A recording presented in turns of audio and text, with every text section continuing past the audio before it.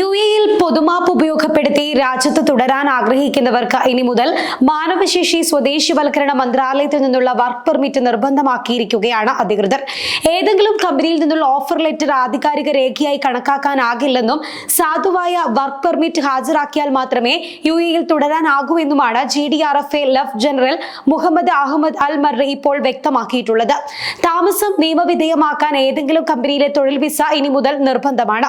പൊതുമാപ്പിന്റെ പ്രാധാന്യം കണക്കിലെടുത്ത് അപേക്ഷകർക്ക് അതിവേഗം വർക്ക് പെർമിറ്റ് നൽകാൻ മാനവശേഷി സ്വദേശിവൽക്കരണ മന്ത്രാലയം നടപടി സ്വീകരിച്ചിട്ടുണ്ട്.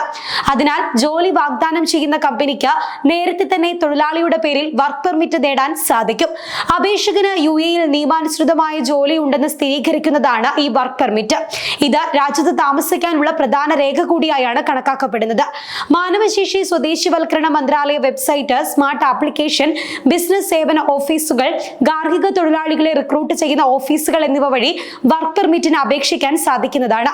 പെർമിറ്റ് പുതുക്കാനും റദ്ദാക്കാനും ഈ ഓഫീസുകൾ വഴി സാധിക്കുകയും ചെയ്യും.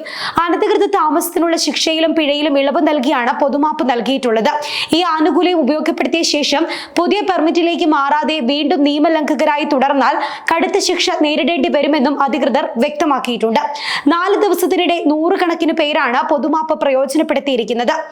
അതേസമയം പൊതുമാപ്പുമായി ബന്ധപ്പെട്ട സംശയങ്ങൾക്ക് federal authority four identity, citizenship, customs and port security വിശദമായ മാർഗനിർദ്ദേശങ്ങൾ പുറപ്പെടുവിച്ചിട്ടുണ്ട്. ഒട്ടേറെ പ്രവാസികൾ പൊതുമാപ്പുമായി ബന്ധപ്പെട്ട സംശയങ്ങളുമായി ബന്ധപ്പെടുന്ന പശ്ചാത്തലത്തിലാണ് നടപടിക്രമങ്ങൾ വിശദീകരിച്ച് അധികൃതർ രംഗത്തെത്തിയത്.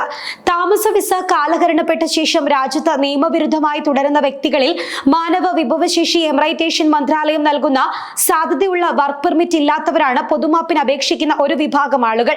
ഇവർ പൊതുമാപ്പിന് ശേഷം രാജ്യത്ത് താമസിക്കാനും യുഎഇയിൽ ജോലി തുടരാനുമാണ് ആഗ്രഹിക്കുന്നത് എങ്കിൽ പുതിയ തൊഴിൽ സ്ഥാപനത്തിന്റെ അഫിലിയേഷൻ അനുസരിച്ച് മാനവ വിഭവശേഷി എമറൈറ്റേഷൻ മന്ത്രാലയം മുഖേനയോ അല്ലെങ്കിൽ ബന്ധപ്പെട്ട അതോറിറ്റി മുഖേനയോ പുതിയ വർക്ക് പെർമിറ്റിന് അപേക്ഷിക്കണം.